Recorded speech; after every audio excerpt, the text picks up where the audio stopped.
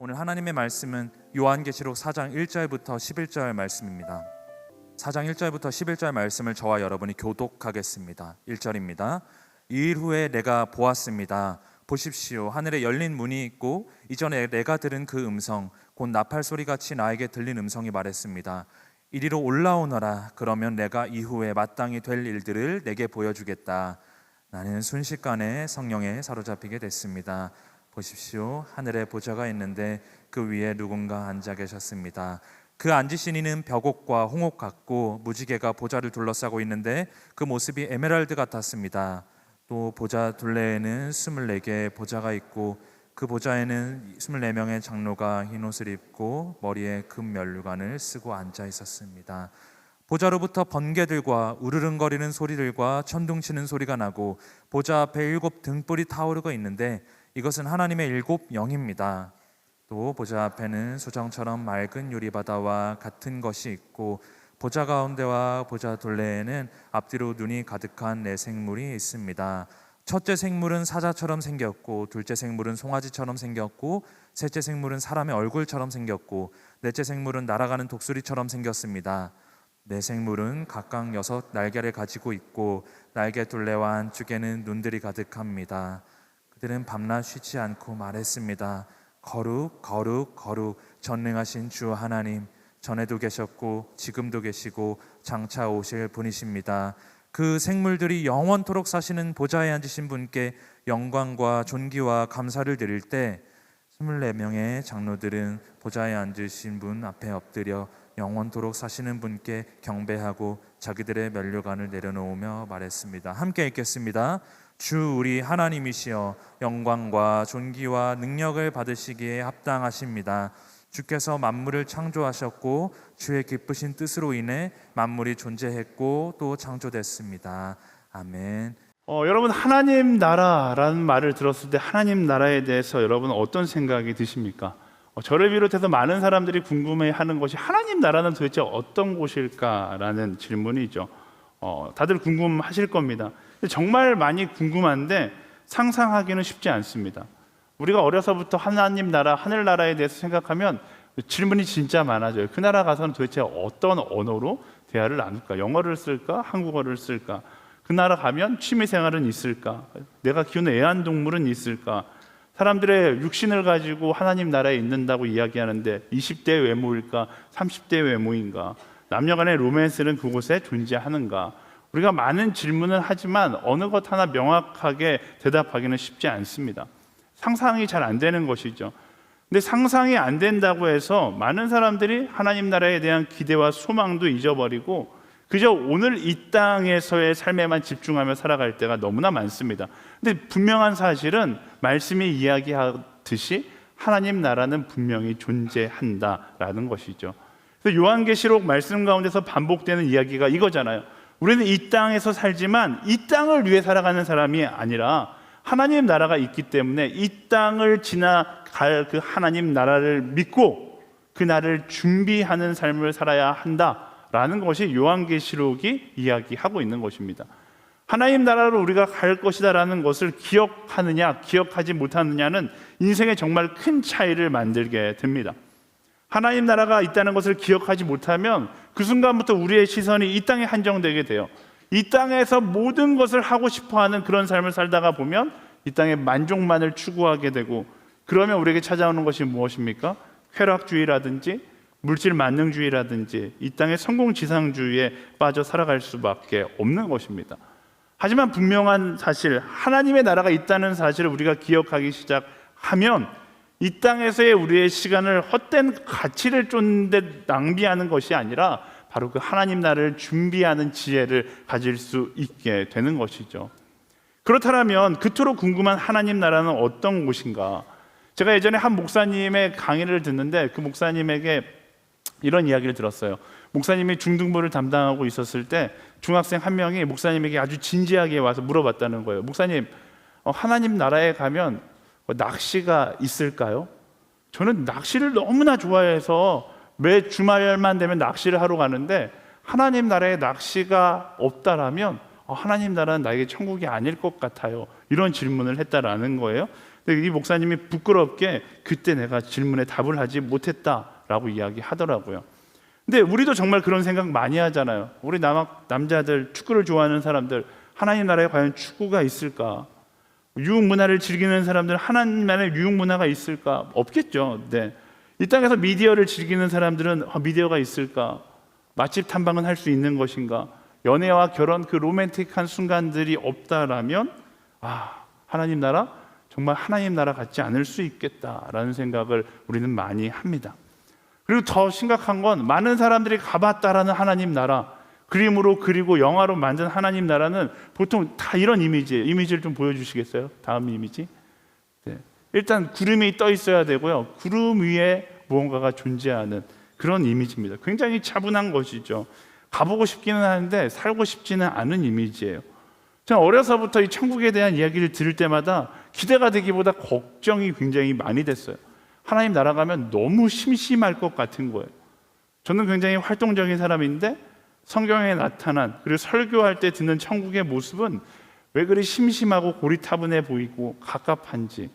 저는 새로운 것을 굉장히 좋아하는 사람인데 설교 시간에 이야기하는 천국의 모습은 새로운 것은 없고 마치 1900년도 초반으로 돌아간 것과 같은, 과거로 회귀한 것과 같은 천국의 모습들을 이야기하면서 제가 그 이야기를 들을 때마다 마음이 너무나 어려운 거예요. 하나님 나라가 진짜 그렇게 심심하면 어떻게 하지? 그런 걱정은 요한계시록에 나타난 천국의 모습을 통해서 아주 크게 다다르게 됩니다. 하나님 나라 가니까 패션이 다 동일해요. 흰색 두루마리를 입고 흰색 세마포를 입고 살금살금 걸어다니며 모든 길이 황금길로 되어 있고 보석으로 되어 있는 성이 있대요. 저는 황금이나 보석으로 되어 있는 성에 전혀 관심이 없거든요. 그거 있어봤자 뭐예요? 그리고 말도 고전에 나올 법한 말, 충만할지어다, 외칠지어다, 거룩 이런 말들을 한다니까 저같이 T성향의 사람은 그 말씀을 읽을 때마다 불편한 거예요. 와, 진짜 하나님 나라가 이러면 어떨까? 안 가고 싶겠다. 예전에 어떤 책을 봤더니 그렇게 좋은 책은 아닌데 그 책에서는 그런 이야기도 나오는 거예요. 정말로 많은 사람들이 하나님 나라에 갔는데 너무 재미가 없어서 스스로 선택해서 지옥에 내려간다는 이야기를 하는 책도 있더라고요. 근데 이런 책이 우리의 마음 가운데 위기를 느끼게 하는데 진짜 하나님 나라가 그럴까? 절대로 그렇지 않죠. 성경 말씀에서 이야기하는 이런 모든 묘사들은 그 당시 말씀이 기록된 그 당시의 시대 감성으로 하나님께서 말씀하신 것이다 라는 것을 우리는 기억해야 하는 것입니다. 진짜 천국이 그런 모습이다 라고 말씀하시는 것이 아니라 그 시대 사람들이 생각하는 이상의 모습을 보여줘야지만 그들이 천국에 대해서 상상할 수 있기 때문에 하나님께서 그 시대의 감성으로 말씀해 주신 거예요.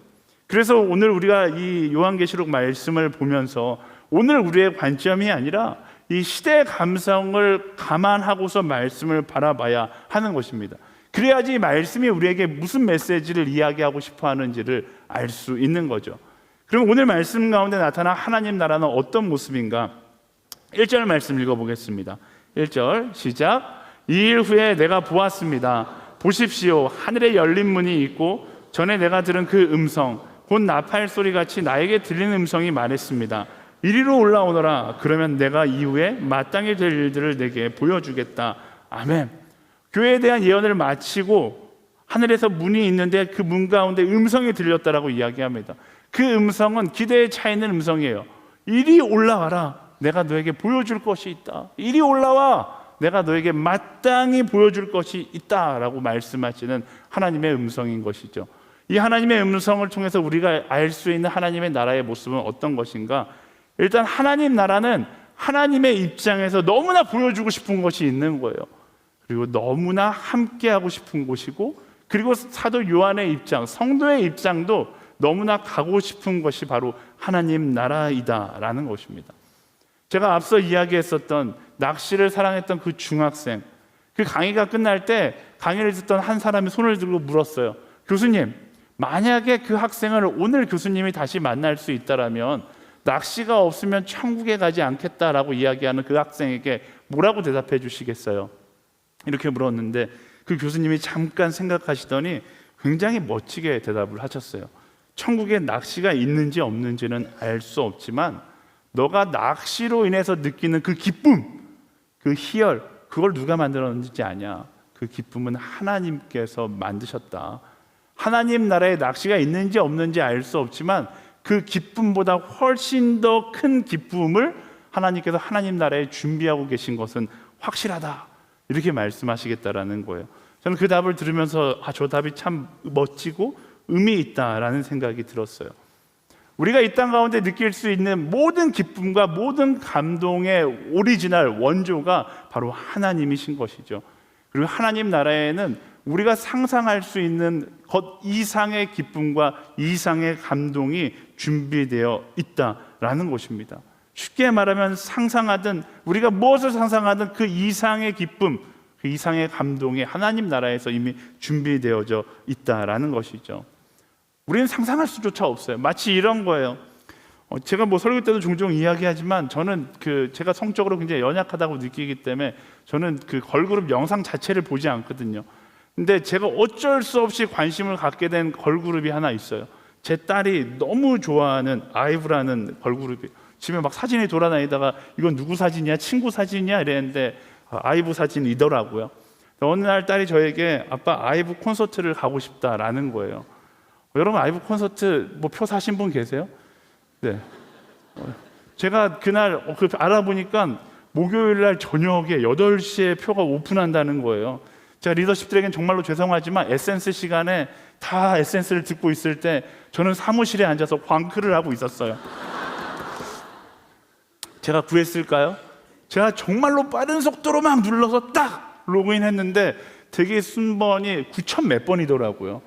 놀랐어요. 체조 경기장의 좌석수가 12,000석인데 대기수가 9,000 몇 번. 한 사람당 2장씩 사면 저는 18,000번째 되니까 못 산다는 거잖아요. 한참을 기다려서 들어갔더니 역시 다 매진돼서 자리가 없었어요. 제가 이 소식을 딸에게 이야기했습니다. 하늘아, 우리 못 가게 됐어. 굉장히 쓸쓸해하면서 엄마의 증언에 의하면 몇 시간 동안 울었다는 거예요. 슬프죠. 그런데 제가 울었다는 소식을 듣고서 마음이 제가 이야기를 왜 길게 하고 있는지 모르겠어요.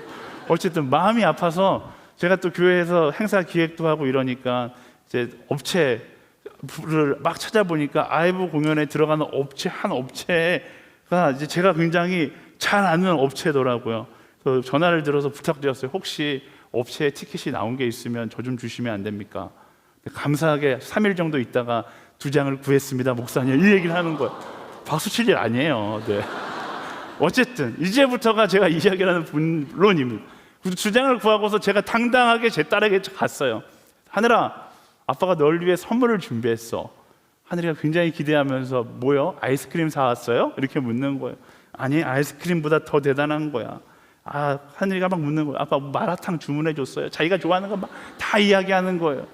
근데 이야기하는데 그 말 한마디가 안 나오는 거죠. 왜? 제 딸은 상상조차 할 수 없는 거예요. 그리고 20개처럼 이야기했는데 답이 나오지 않자 제가 아이브 티켓을 구했다 그랬더니 딸이 정말로 그 아이가 태어나서 가장 해맑은 표정으로 저기 아빠! 이러면서 안기는 거죠. 제가 그것을 보면서 너무나 행복했어요. 근데 그런 거죠. 하나님 나라가 마치 그렇다라는 거예요. 이거 하나 설명하려고 긴 이야기를 했어요. 그 어떤 것을 상상해도 우리가 상상한 것보다 더 크고 놀라운 감동과 기쁨이 숨겨져 있는 곳, 그곳이 바로 하나님 나라이다라는 것입니다. 그리고 여기서 중요한 포인트가 한 가지 더 있어요. 사도 요한에게 왜 이런 하나님 나라를 보여주는 것인가? 하나님 나라를 보여주고 알려주시는 이유는 이 땅에서의 삶과 연결되는 것입니다. 하나님은 우리가 단순히 하나님 나라를 기대하는 인생으로 살아가는 것을 넘어서 하나님 나라에 속한 인생으로 이 땅 가운데 하나님 나라를 살아내기를 원하시기 때문에 그렇습니다. 그래서 상상 이상의 기쁨과 감동이 있는 그 하나님 나라의 백성이라는 것을 내가 알면 그때부터 세상의 헛된 쾌락을 쫓아 살아가는 것이 아니라 그 헛된 쾌락으로부터 자유하고 말씀을 따라 살아갈 수 있게 되는 것입니다. 세상의 쾌락을 쫓아 살아가는 사람은 천국의 소망을 잃어버린 사람이에요. 말씀을 따라 살아갈 수 있는 그 이유, 우리는 하나님 나라의 숨겨진 기쁨과 우리가 절대로 상상할 수 없는 더 큰 감동이 있다는 것을 알고 있기 때문에 그런 것이죠. 하나님 나라의 기쁨과 기대를 가지고서 세상 속 사단이 심어놓은 쾌락주의로부터 나 스스로를 지킬 수 있는 우리 한 사람 한 사람이 될 수 있어야 하는 것입니다. 우리 옆 사람에게 선포하겠습니다. 하나님 나라를 기대할지어다. 아멘. 이어서 2절 말씀 함께 읽어보겠습니다. 시작. 나는 순식간에 성령에 사로잡히게 됐습니다. 보십시오. 하늘에 보좌가 있는데 그 위에 누군가 앉아 계셨습니다. 아멘. 하나님의 음성을 듣고 사도 요한은 순식간에 사로잡히게 됐다라고 이야기합니다. 그리고 요한계시록의 특징이에요. 성령에 사로잡히면 그 다음 구절 중에 어떤 구절들이 나오냐면 보십시오. 보이기 시작했다라는 거예요. 중요한 포인트죠. 성령에 사로잡히면 그제서야 보이기 시작한다라는 것입니다. 우리의 삶 가운데 우리의 시선으로 아무리 하나님 나라가 보이지 않아도 성령에 사로잡히면 그때 하나님의 나라를 기억하고 하나님의 기대가 보이기 시작하는 것입니다. 그래서요, 기도하지 않는데 이 세상의 기쁨을 함부로 누리려고 하면 안 됩니다. 왜? 분별의 지혜가 없이 이 땅 가운데 쾌락을 누리려고 하면 우리는 하나님의 기쁨과 정반대의 방향을 향해 갈 수밖에 없기 때문에 그래요. 하나님과 동행하지도 않고 내 삶 가운데 인생의 기쁨이 가득하기를 바라면 기쁨이 주어져도 기쁨인 줄 알 수 없게 되는 것입니다. 여러분, 세상의 쾌락 가운데 분별하기 어려운 순간, 이것이 정말로 바른 쾌락인가 바른 기쁨인가 분별하기 어려운 순간 무엇을 해야 돼요? 말씀은 바로 성령 충만을 위해 기도하라라고 이야기하고 있습니다. 여러분, 우리가 바라보는 세상을 바라보는 시선이 평상시가 정상적이고 성령 충만한 것이 이상하다고 생각하면 안 됩니다. 성령의 충만한 상태가 정상인 것이고 평상시 육신의 눈으로 바라보는 세상이 이상한 것이죠. 성령에 충만할 때 비로소 하나님께서 보여주시는 하나님의 계획과 하나님께서 보여주신 세상을 바라볼 수 있게 되는 것입니다.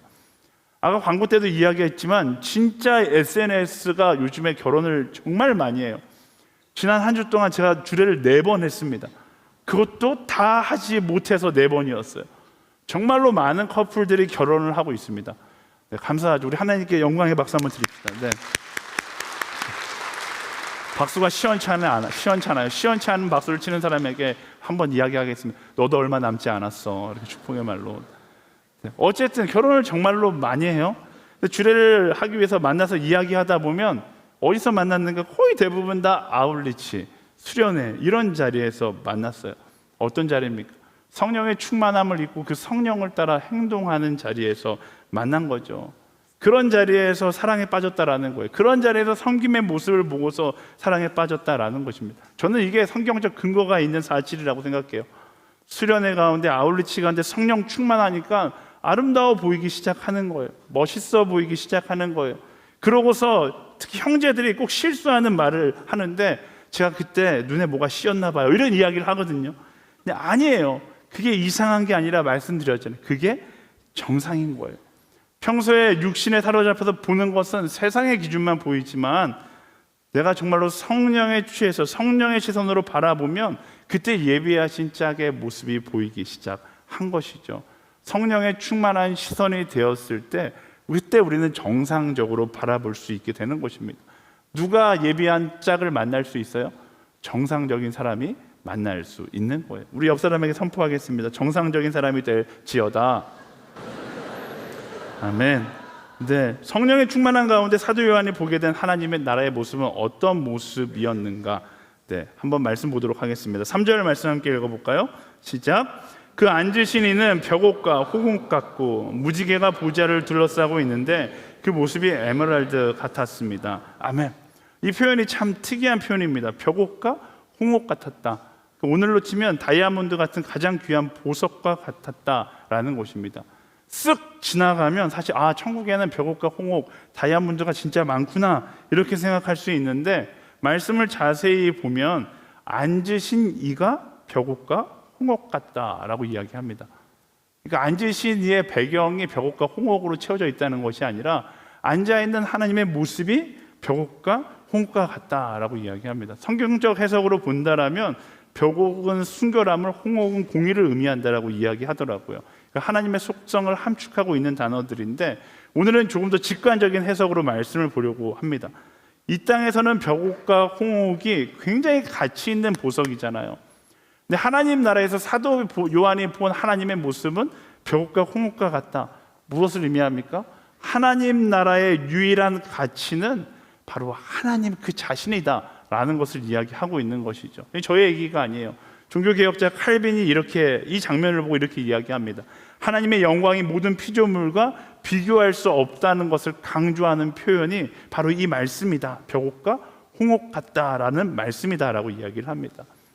이 땅에서의 가치는 세상이 정해놓은 좋은 것들에게 있지만 하나님 나라의 가치는 오직 하나님께 있다라는 것을 이야기하고 있는 것이죠. 그래서 이 고백에서 나오는 찬양이 무엇입니까? 나 무엇과도 절대 주님을 바꾸지 않으리. 이 세상에 그 어떠한 가치 있는 것보다 하나님이 훨씬 더 가치 있는 분이시기 때문에 나는 절대로 어느 것과 바꾸지 않겠다. 그 고백이 진심의 고백이 되는 곳, 그곳이 바로 천국이다라는 것입니다.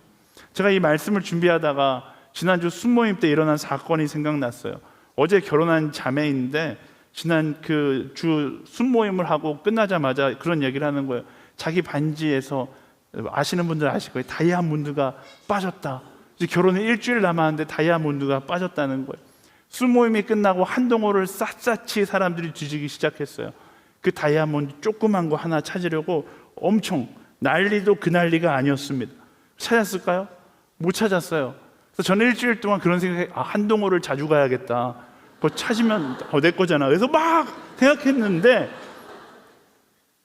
제 서류까지 다 썼고 이 허락을 받기 위해서 제가 그 자매에게 문자를 보내서 오늘 너의 이야기 좀 설교 때 해도 되겠니? 이랬더니 그러는 거예요.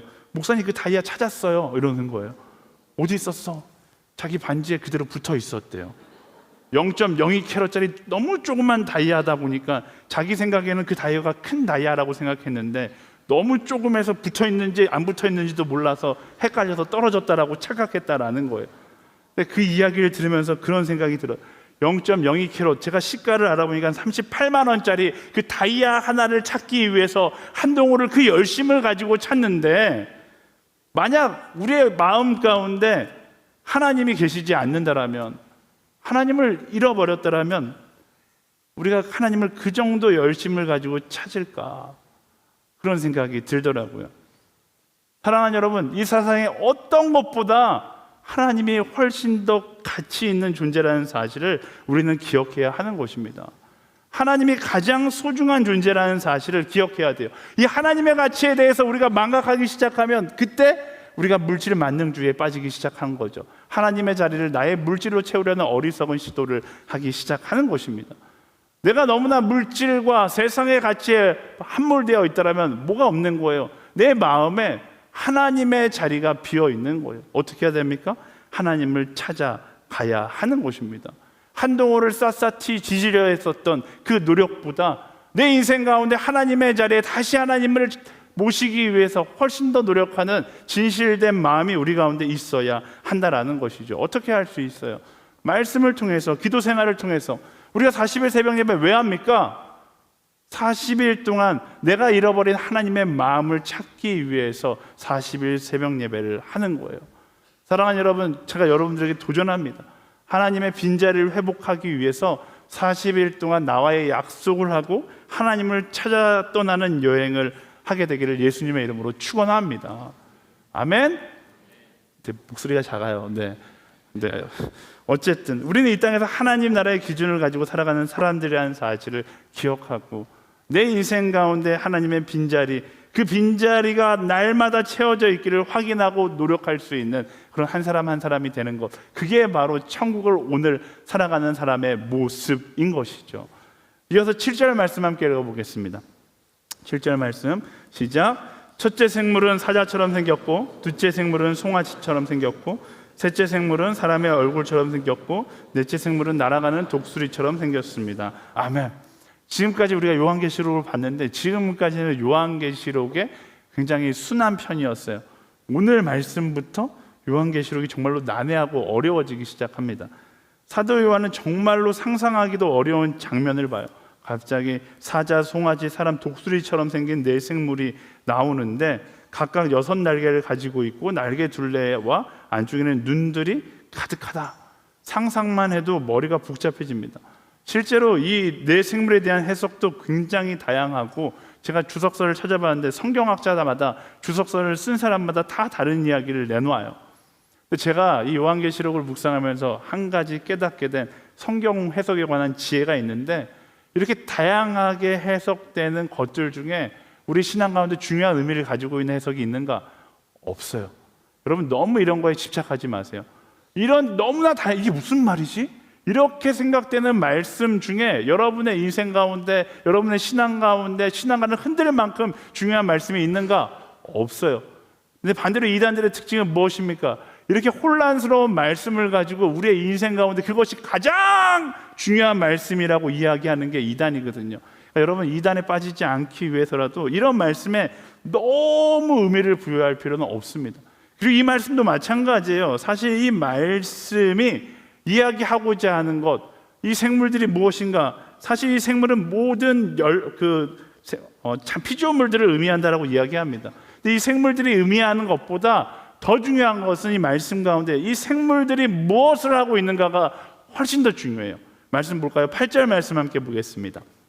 시작. 네 생물은 각각 6날개를 가지고 있고 날개 둘레와 안쪽에는 눈들이 가득합니다. 그들은 밤낮 쉬지 않고 말했습니다. 거룩 거룩 거룩 전능하신 주 하나님, 전에도 계셨고 지금도 계시고 장차 오실 분이십니다. 아멘. 이 모든 생물들이 뭐하고 있다고요? 거룩 거룩 거룩 전능하신 주 하나님, 전에도 계셨고 지금도 계시고 장차 오실 분입니다. 노래하고 있다라는 것입니다. 하나님의 영광을 노래하고 있다라는 거예요. 하나님 나라에 가면 모든 피조물들이 하나님을 향하여 예배하고 하나님의 영광을 노래하게 된다라는 것을 이야기하고 있는 것입니다. 그리고 이들만 예배하는가? 이어지는 말씀에 또 다른 예배하는 무리들이 등장해요. 9절부터 11절까지 말씀 함께 읽어보겠습니다. 시작. 영원토록 사시는 보좌에 앉으신 분께 영광과 존귀와 감사를 드릴 때 24명의 장로들은 보좌에 앉으신 분 앞에 엎드려 영원토록 사시는 분께 경배하고 자기들의 면류관을 내려놓으며 말했습니다. 주 우리 하나님이시여 영광과 존귀와 능력을 받으시기에 합당하십니다. 주께서 만물을 창조하셨고 주의 기쁘신 뜻으로 인해 만물이 존재했고 또 창조됐습니다. 아멘. 24명의 장로들이 예배하고 있다라고 이야기합니다. 여기 이것도 마찬가지예요. 요한계시록에 등장하는 숫자의 개념도 우리를 정말로 혼란스럽게 만들 때가 많거든요. 근데 여러분 쉽게 생각하세요. 요한계시록에 들어가는 숫자의 공통점이 있는데 거의 대부분 12와 관계가 되어 있어요. 12. 이스라엘에서 완전수를 12라고 이야기하는데 이 12가 관계되어 있는 모든 숫자, 한 이단 종교가 이야기하는 14만 4천도 마찬가지고 오늘 말씀이 이야기하는 24도 마찬가지예요. 12 더하기 12, 구약의 12개 지파와 신약의 12명의 제자들을 합친 숫자, 이 12는 완전수이기 때문에 이 12와 관련된 모든 숫자는 결국 모든이라는 것을 의미하는 것입니다. 그래서 이 말씀도 뭐예요? 24명의 장로들은 결국 모든 성도들을 상징하는 거예요. 하나님 나라에서 24명의 장로가 예배하고 있다는 것은 24명이 도대체 무슨 의미인가? 이건 중요하지 않아요. 모든 성도가 하나님의 영광을 노래하고 있다라는 것입니다. 그러니까 이 말은 즉 무엇을 이야기하는가? 하나님 나라는 영원히 예배하는 곳이다라는 것입니다. 우리는 이게 무슨 뜻을 의미하는가 보다 더 심각한 어려운 장면을 만나게 되는 거죠. 왜? 이 땅에서 2시간 동안 예배하는 것도 길다고 느끼는데 하나님 나라에 가면 영원토록 예배를 해야 한다.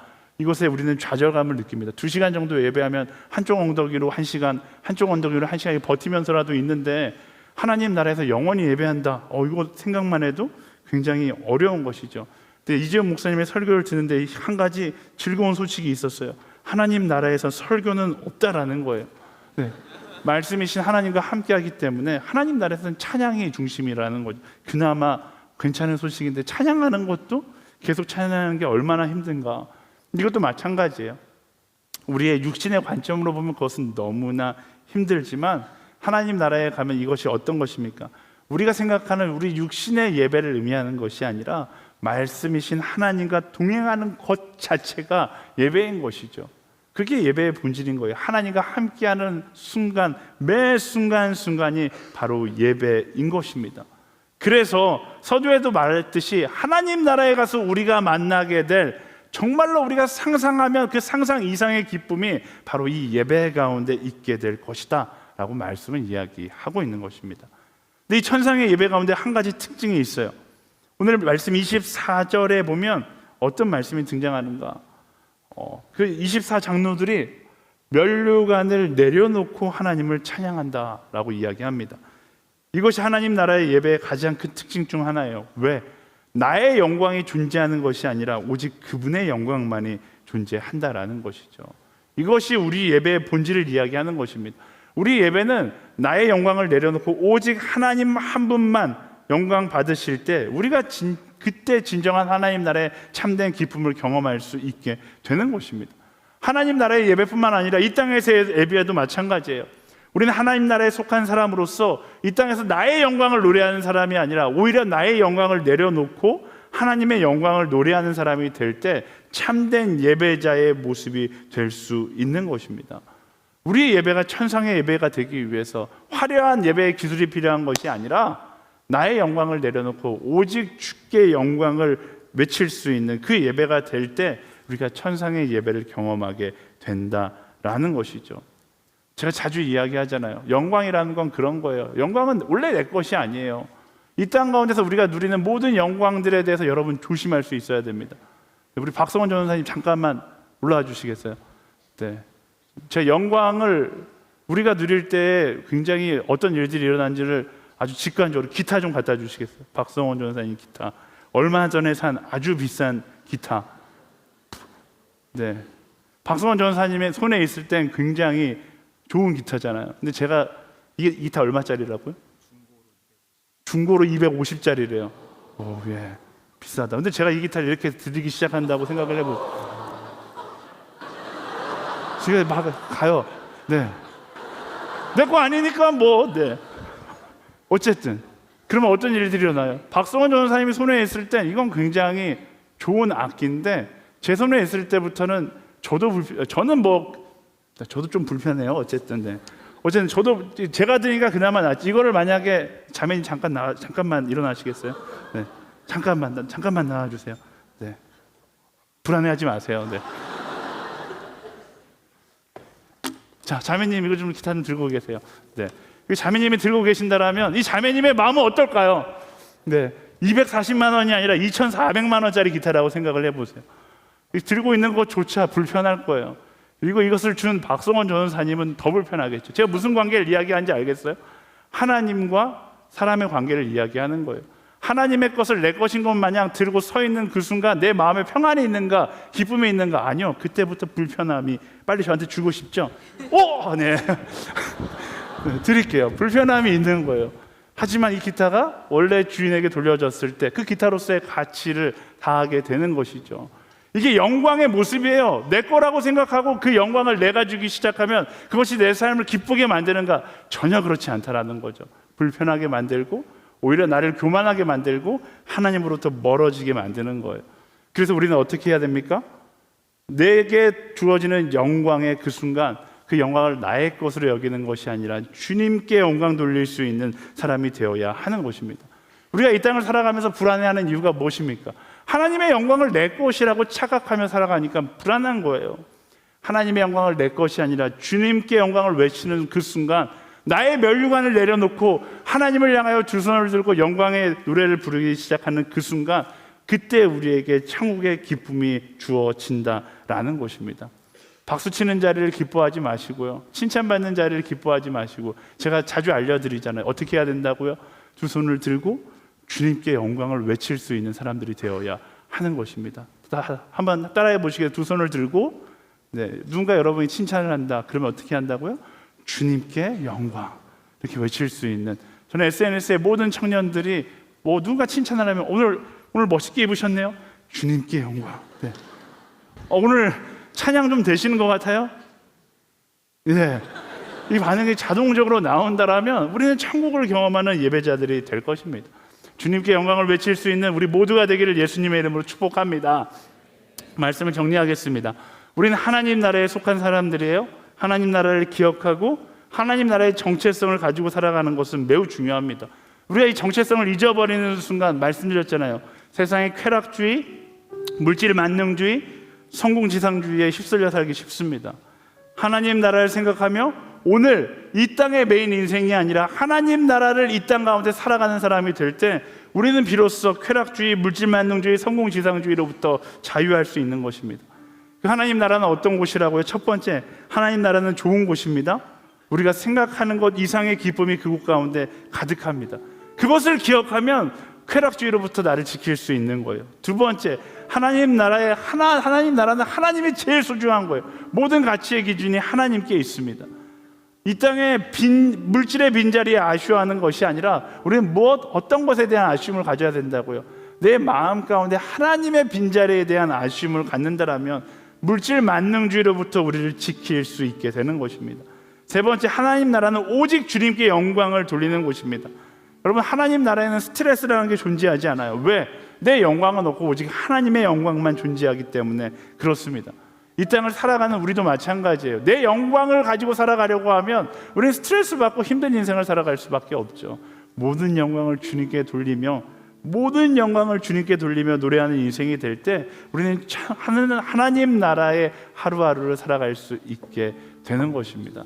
하나님 나라는 멀리 있는 것이 아니라 오늘 내 삶 가운데 있고, 그 하나님 나라를 오늘 내가 살아갈 때 하나님께서 내게 주시는 참된 기쁨을 경험하게 될 줄 믿습니다. 아멘. 우리 옆 사람에게 선포하겠습니다. 하나님 나라를 살아갈지어다. 아멘. 그 하나님 나라의 소망을 가지고 살아가게 하시는 그 하나님께 우리 감사와 영광의 박수 드리겠습니다.